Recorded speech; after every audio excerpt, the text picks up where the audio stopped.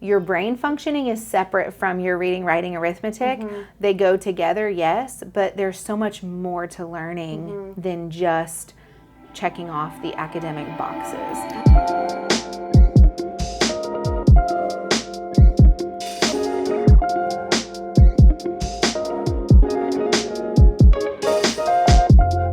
Hi, I'm Katie Coleman, and I'm here today with Michelle from LearningRx. She's the owner and director of LearningRx, and I'm so excited to be here with you today because on a personal level, I just found out about LearningRx probably 6 weeks ago from Dr. Litwin, the pediatrician at our store, who introduced me to the concept that you guys have here at your store. And then I was introduced to you. So I'm so excited to be here today to speak about your business and what you do. So let's just dive right into it. Like, how did you get into this? So what we do at LearningRx is really unique, and so I love being able to talk about it, so thank you for letting me have this opportunity to talk about it.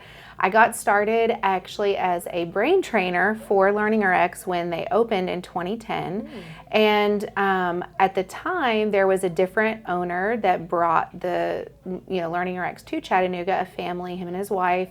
They were Ben and Shaneri at Ubamadoo, and they opened the center, and I was just a trainer that they had hired, and I started working with students. And it was actually when I first learned about about training and training the brain, I thought, this sounds a little like too good to be true. Like, I get that it sounds cool, but is it really possible to change your brain?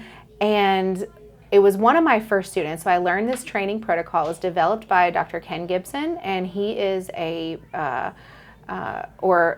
he's retired now, but he was a pediatric optometrist and went into vision therapy and working with specifically dyslexia and reading. And he learned so much more about the brain and processing, and specifically a skill called auditory processing and how that affects reading. And this is a lot of research that was coming out in the 80s when he started this. So he got into practicing and training skills like auditory processing, memory, attention, processing speed, these other skills that affect learning. And he found that it was making huge changes in the brain's ability. So now we know this word neuroplasticity that we did not know even when I started doing this in 2010. No one knew that word. And so it's really cool to see now that people know the word neuroplasticity. The brain is changeable. The brain can change. And so the concept of LearningRx is based on changing these skills through exercise, through training. And so when I started as a trainer and I was working with students, one of my very first students was a fourth grader on a second grade reading level. And at her school, she was being told, and her mom was being told, we think you need to try medication for ADHD because she has a hard time focusing. Her reading is 2 years behind grade level. And that tends to be sort of the go-to for working with ADHD is medication to help with focus. Well, this mom was not having it. She was much more naturally minded, and she was actually a nurse herself and very interested in understanding the root cause. So they found a program in California who was doing brain training, a clinical psychologist who was running the LearningRx program there, and they were about to send her to California, and they found out they were opening a center 6 months later. So they waited 6 months in Chattanooga for this center to open, and she was my first student. So how cool. After 6 months of her training in our reading program, me, a new trainer, got her caught up to reading level. So she caught up 2 years in her reading level, never had to get on medication. Her confidence was through the roof, and she was coming to me with her report card that she made honor roll for the first time. What? And I'm going, this is incredible. Just running this program has helped her so much. So fast forward, her name's JC. She's bringing me her report card. She's coming to see me at the center after she has graduated from the training and just honor roll again and again. Then, I hear from her years later and her mom that she's going to Southern Adventist University. She ended up getting her master's degree in social work, and she came to LearningRx to do her internship. Oh, no way. really? Oh, I love that. Isn't that so fun? I That's love that story. amazing. So JC and I actually sat down recently and just talked about how much she affected my life, and she Yeah. tells me how much I Oh, that gave affected me her chills. life. I love that. It's amazing. And so I just really became passionate probably Yeah. at that point when I really could see the effect of literally having a better functioning brain on someone's life. Yeah. So I was all in at that point, and I ended up running the center. I became the director from a trainer in 2012 and took over for the director at the time, and I ran the center for about 10 years before I bought the center from the previous owner. Gotcha. And so I have been running it for a long time, but it's really kind of come full circle in a lot of different ways. Yeah. And right now our oldest client is 83 years old. I saw a Yep. singer walking out. Yeah. Yep, and Yeah. he's amazing because he actually was a professor, and he was writing a book, and he had a stroke, and he literally can do all the things. He got through physical therapy and speech, and he got kind of back on track, but he can't read and anymore. Just like that, he lost his Wow. ability to read with the stroke, and so just at his age, the medical response to that was kind of like, that's okay if you can't read. Like, Oh, wow. and he's not having it, and he Yeah. and his wife are just very dedicated, and so he is coming here and doing his brain training, and it is amazing to see him. He's only been training for a few weeks, and to see what he was doing on day one, where he couldn't even identify the sounds, to where he has the sounds on beat.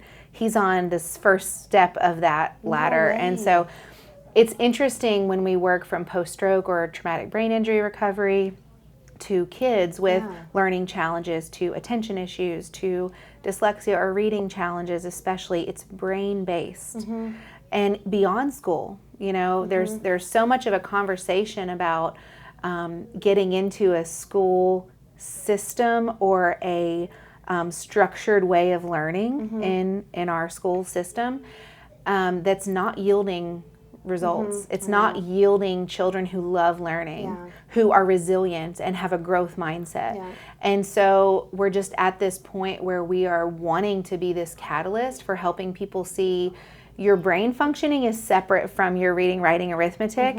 They go together, yes, but there's so much more to learning than just checking off the academic boxes. Absolutely. So that's what's so special about LearningRx that a lot of people don't know, and they think we're tutoring a lot of times because we work with learning skills, but for all ages, for all brains, because we're all learning all the time. Right. And that is what I thought, honestly, out of Yes. LearningRx. When I saw your sign, when I would pass by, I would think, oh, a tutoring center. And, my kids are 2.5 and 5, so I'm just now getting into the ages where the reading and the, learning and teaching them more is coming into play. So I may not have paid super attention, but once I honed into LearningRx, I'm like, wait, this is a lot more. Like, this is not just tutoring. This is life-changing. And it actually kind of even opened my eyes, from what you've said, because I never had anything diagnosed, but looking back on it, I think I've always just, if I'm not interested in it or it's hard, my brain has automatically just done the easy route or almost memorized it. And I look back now at my education, and I know that there are great schools and wonderful teachers, but looking back now at my education, I was just cramming because I probably have a deficit in some part of the brain that we were discussing, or the memory or auditory learning. And so I just wonder how often this is happening within children. And then I'm an adult now, 34, and I'm just now awakening to the idea that I could have, I'm functional, own a business, all the things, but it's like, wait, if I actually kind of had a coping mechanism probably for learning. Well, if we have time, I would love to go into and explain the different skills, because it's interesting to me when I hear someone say, oh, I'm not a math person, I've never been a math person. I usually point to, what is our visualization like? What's our ability to visualize or picture in our mind's eye? Or what's our logic and reasoning like? And at the same time, those are the two strength skills for a mechanical engineer, or really any kind of engineer who's great at math. And so you can actually look at the skills from that perspective about how they affect reading or comprehension or math, which are academic areas, but at the very forefront of our processing. We have our what we'll call our executive functioning skills, and this includes our attention. Can we sustain our attention and focus on task? Can we select our attention and handle distractions? Can we divide our attention and maybe load the dishwasher and have a conversation at the same time? So we're not multitasking, we're really task switching effectively. And so when you have strong attention skills, you can do those things: focus, handle distractions, divide your attention. When you don't, it doesn't mean you can't do things. It just means you might have to get it repeated. You might have to stop what you're doing and just focus on the one thing. You might have to eliminate the distractions. And in fact, our go-to response in a school setting when we have an attention issue is preferential seating. So these are accommodations you might get on an individual education plan. You have attention issues, so let's give you preferential seating. Let's remove the distraction so you can leave the classroom for your tests. You can extend your time. Those are all accommodations. Well, guess what happens to that weak skill? Over time, it gets weaker.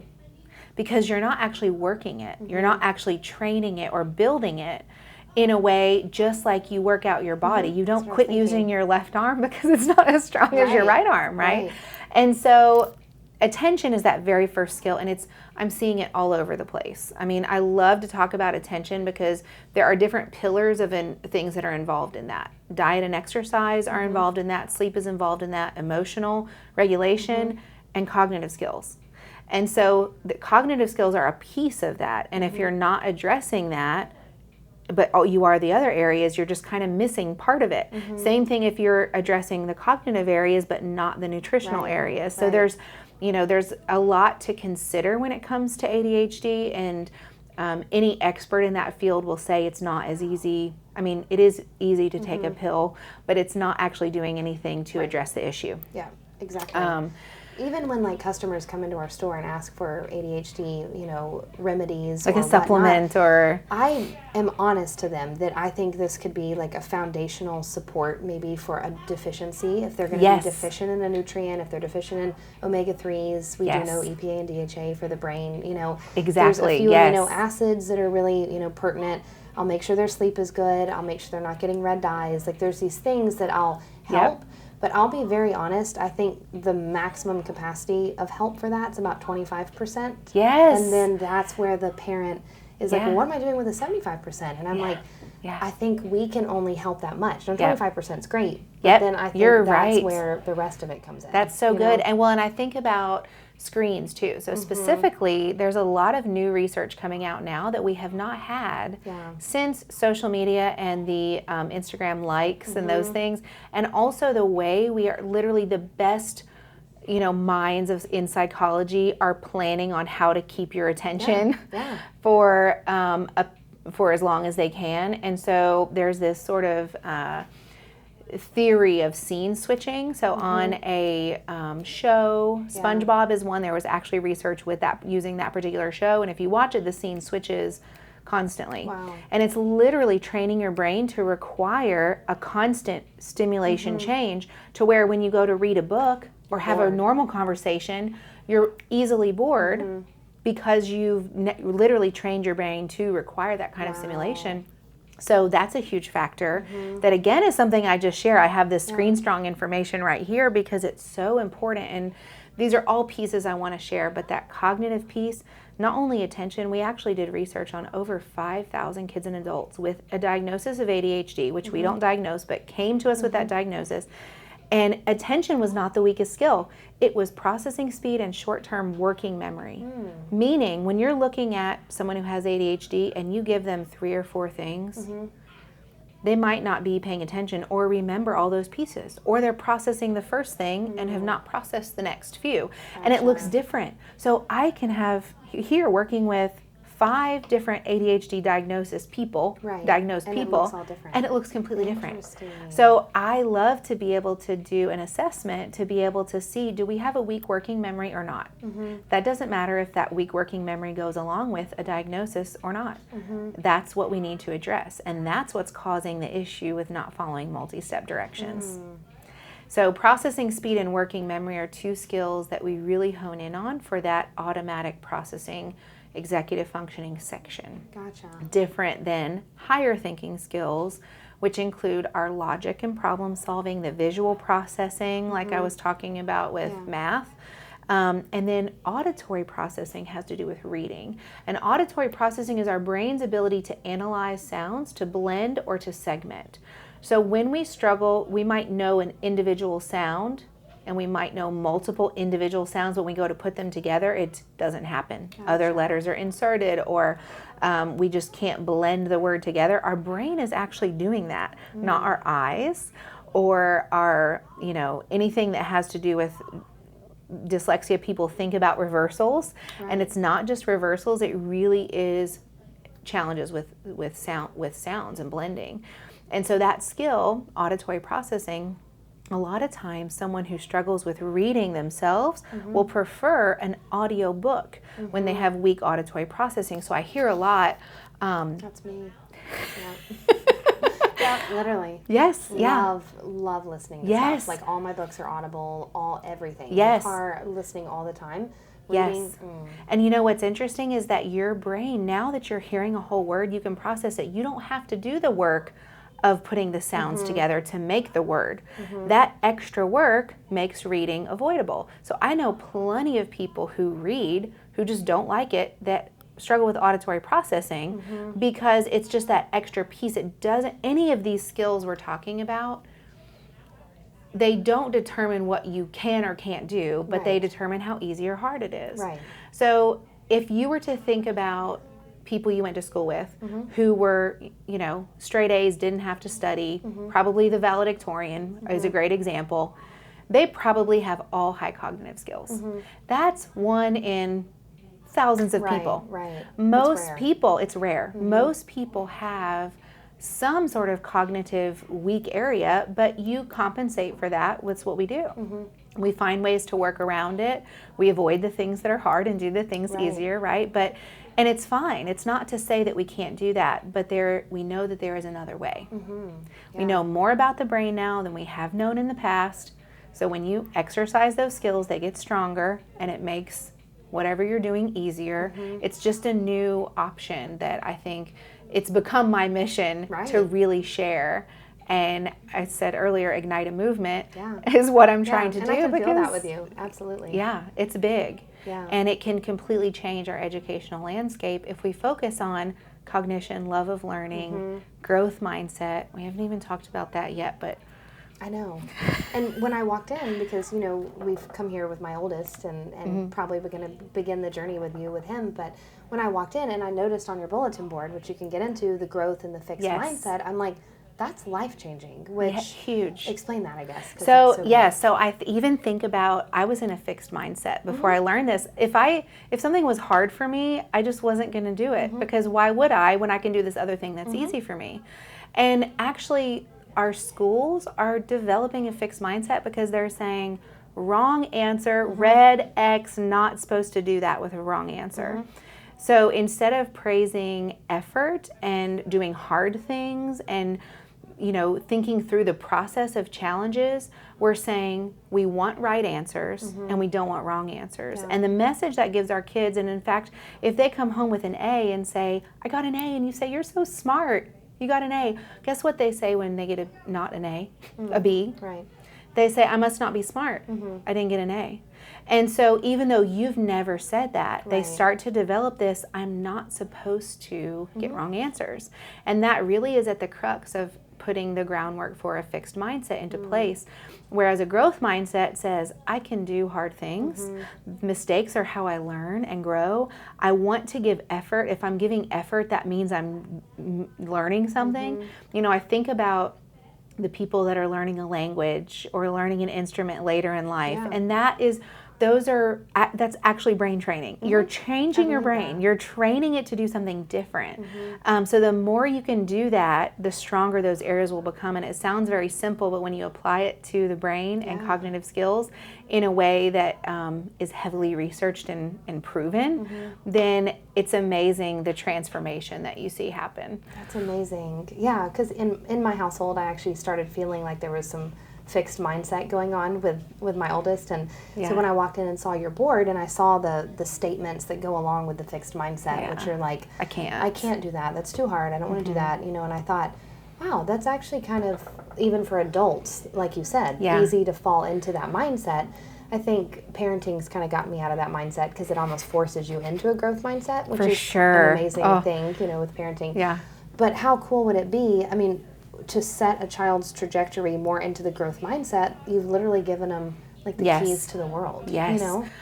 There is a study. So Dr. Carol Dweck, who created this sort of idea and did some research about it out of Stanford University, she actually followed the freshmen at Harvard University who was dropping out and who was actually staying enrolled, and what could she find any similarities. And what she found was that all of them were smart. They all got into Harvard, but the ones who started failing for the first time and couldn't do that well, they were in a fixed mindset, were those who dropped out. So she calls it the biggest predictor of success is your mindset. And Wow. I see that so much, and it's so important that we're fostering that. Two of my favorite tips or ideas for the growth mindset.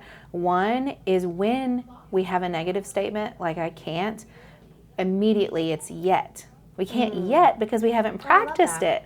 And when you just use that one word yet, but you use it every time, then they start saying it themselves. Yeah. And I see that all the time with our students that we work with. Well, we haven't practiced it yet. Of course we can't do it. Right. And then the other one we started doing just at my dinner table with my girls, because I noticed the same thing. It's very easy in our society to get into that, like you're not supposed to do things incorrectly. And so I started asking what's something we did that was hard today, and we celebrate it. And some days we may not have anything, and that's fine. Yeah. But I ask it every day. And just last week, my oldest was so excited because she had something that she did that was hard that day. Yeah. And I was like, That's yes. wonderful. So we're reframing this idea of hard things are not bad things. Right, right. I love that. At our dinner table, I'll say, what's your favorite part of your day? So now I can just reframe that question. I love that. 'Cause my oldest said, Mommy, Highs you and lows. can't say coming home to us. You say that every day. I'm like, well, it is, I know, right? But so I'll change the statement and see what they say, what their hardest part was. That's fun. I love that. Yeah. And it being celebrated is like, now how do we get through that? Right. And sometimes that means modeling it for yourself. I had a really hard conversation today, and I started to get upset, and I had to take a minute. What do we do when we have a hard thing? Right. And so it's a great opportunity for that too. Modeling that. I love that. Absolutely. So I guess, as I was thinking, we'll kind of wrap it up here, but what's some, if a parent's at home and maybe feeling distraught or discouraged or confused with like the next step in the piece of the puzzle, just go through a little bit what it looks like coming into LearningRx so they could kind of understand, like, I know it's different for everybody, but like what that looks like. Yeah. Well, and I would say if you have a kid who's struggling, it's not a problem. And don't treat it like a problem or a disease. It is not a problem. And in fact, the more we normalize that people have strengths and weaknesses, it's not an issue, but there's a really cool way to help give you more tools for this. And that's how, especially with teenagers, when I'm trying to frame it, because they've got to be into this training for it to be really effective for them. And I'll say, you're going to get a new tool for your tool belt that you'll be able to use for the rest of your life. Yeah. And it is that way for kids too, but it's something that is just not a problem. It's an extra opportunity, it's an extra leg up. I think about my daughter, which of course I made her do training when she was like 5 years old, as soon as she was able. We really don't like to start before 5 because we want them to be able to really respond and engage in training. And so I had her do training at 5, and she had done some sounds, but nothing like blending them together. And literally after 3 months of her training, she was reading chapter books, and when she was 5 in kindergarten. And not to say that she couldn't have already, but I thought, why would I not just give her the highest memory, the highest processing speed, the highest skills, because then she can go and do things on her own. But what's really cool about what we do is we start with an assessment, an evaluation. So we can say, you have these major strengths in this visual processing and logic. And a lot of times when parents learn about that skill, those skills, they'll say, oh, I can see that.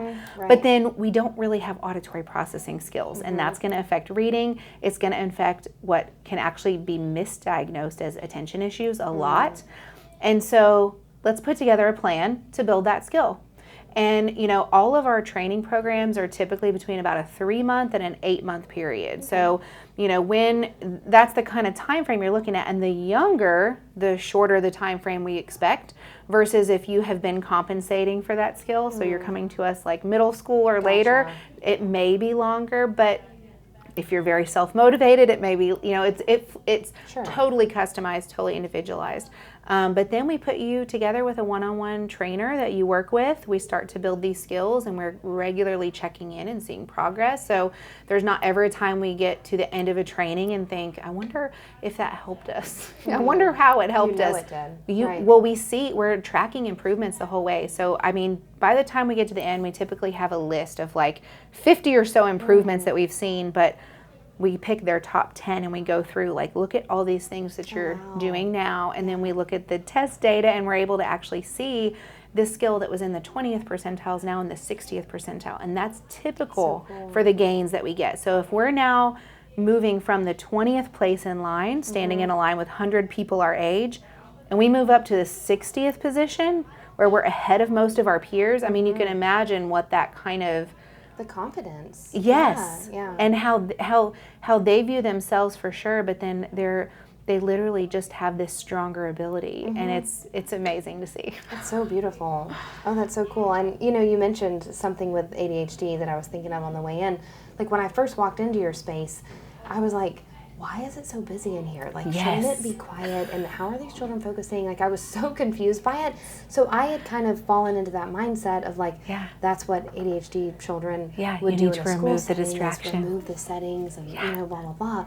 And then I thought, this is crazy. And then when you described it, I'm like, oh, that's exactly right. Like, that's why there's so much going on. Yes. All the little desks in here, and everyone's walking by, and there's ambient and background noise and all the stuff. And it's like, oh, now I get it. Yeah, I love when people come here for the first time, and especially if there's an attention issue, and they're like, oh, my kid's not going to be able to work in this environment. That's kind of what I thought. Immediately, and I'm like, you would be so surprised. Let's walk by. And you'll walk by, and you'll see the kids who are brand new and just started coming here, they're going to be looking at you. They're going to be immediately distracted by you walking by. The trainer then has an opportunity to say, what just happened? Let's talk about it. Let's think about it. Let's figure out how to not do that. Okay, we're going to, and maybe incentivize some beads moving your direction or something like that visual to where next time somebody walks by and you don't look, let's try it. And then now your brain is practicing not getting distracted. Gotcha. So even to a point where I will add distractions on purpose and say, can you just name these colors and don't let me distract you? And I'm trying so hard to throw them off. I'm talking about their favorite